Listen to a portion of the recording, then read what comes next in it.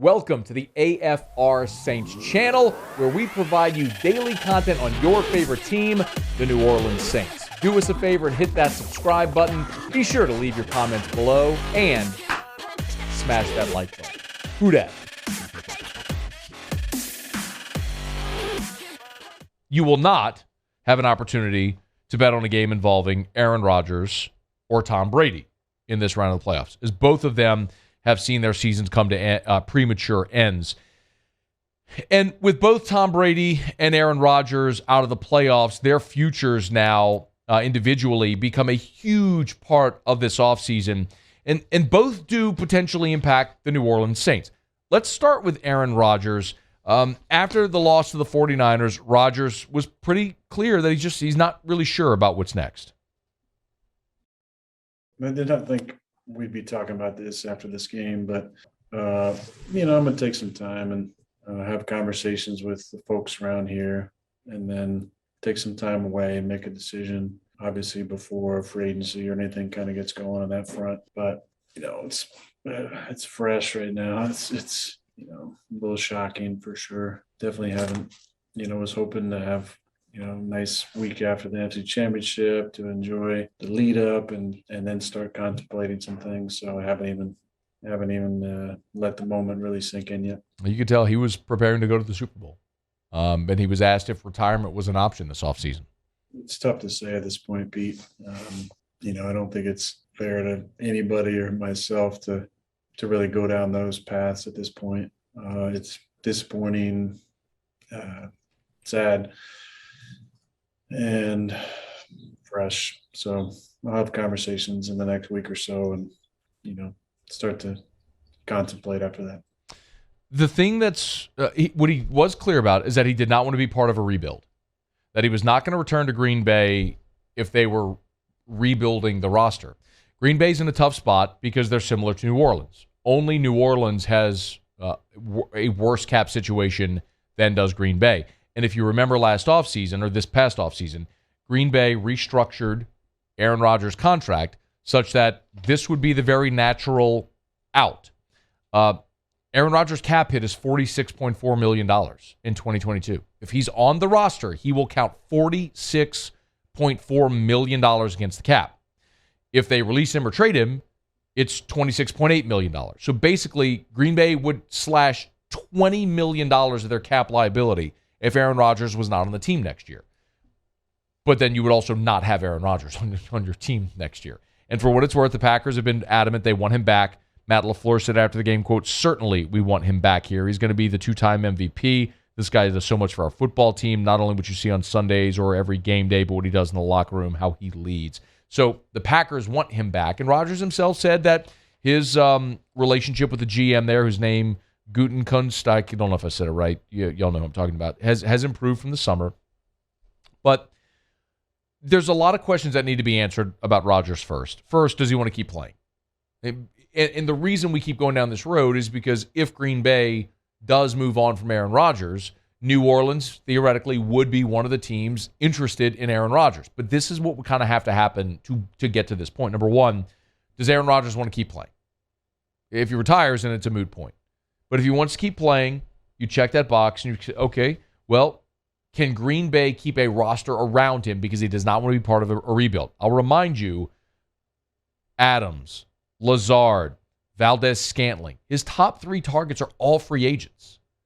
Can they keep them? Can they maintain that continuity on offense? That's a big question when you face the type of cap issues that Green Bay does. If you're able to get past that, what about Rodgers' cap hit? He's got a $46 million cap hit. Can you really build a roster around a guy when one guy's got a $46 million cap hit? So they would likely have to extend Aaron Rodgers. They'd have to give him a new deal where they could convert money to bonus and spread the cap hit. Some New Orleans has done successfully, but does Green Bay want to walk that road? If they do, that's what they would have to do to check that box. Or would a trade be more appealing? Is Green Bay at a point where they're willing to say, okay, we drafted a quarterback a couple of years ago, let's give him his shot and get as many assets as we can for Aaron Rodgers before he's finished? What type of package could New Orleans put together for Aaron Rodgers? Well, the Saints could use draft picks, but you're talking about a late mid to late first round pick. You're not talking about, and then if you do get Aaron Rodgers, you're very likely talking about late first round picks for future picks because you would assume you're going to win. So not only picks, but you'd be talking about players. Are you willing to part with guys that are starting caliber players? Are you willing to part with Ryan Ramczyk? Are you willing to part with Alvin Kamara? Are you willing to trade Michael Thomas or Marshawn Lattimore or C.D. Deuce? Those are the types of questions that you'd have to answer if you're New Orleans.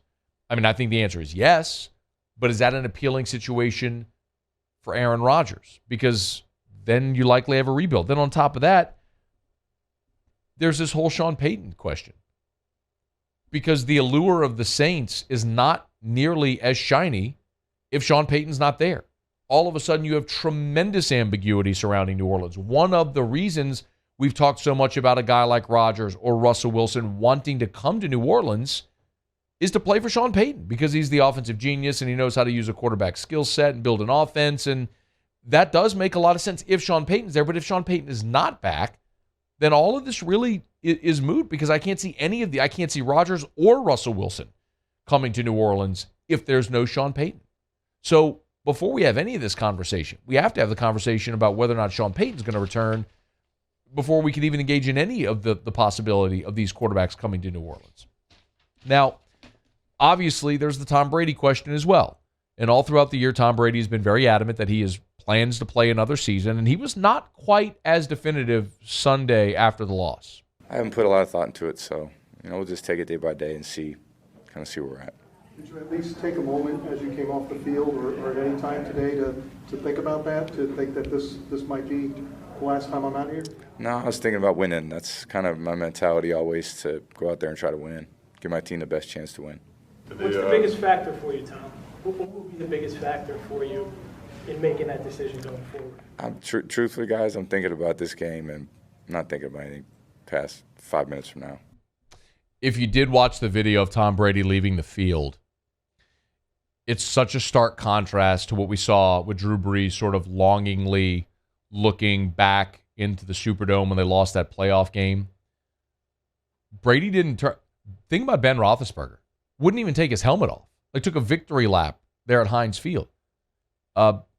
Really struggled walking off because he knew it was it. Tom Brady just shook hands with the Rams and left. Maybe we're reading too much into that, but there was no emotion in the way that he left the field on Saturday. I mean, he's kind of left the field. So, but if Tom Brady does retire, think about this. This is the one last thing here. If Tom Brady retires, Kyle Trask then becomes the quarterback in Tampa, right? Think about the division. Where 4 years ago, you had Drew Brees, Matt Ryan, Cam Newton, Jameis Winston. 2 first-round picks and 2 future Hall of Famers. 2 number 1 overall picks and 2 future Hall of Famers. If Tom Brady retires, this is what you got. Question mark in New Orleans, probably Jameis. Matt Ryan still hanging around Atlanta, probably. Giant question mark in Carolina. I don't think anybody really knows what's going to happen there. And Kyle Trask in Tampa.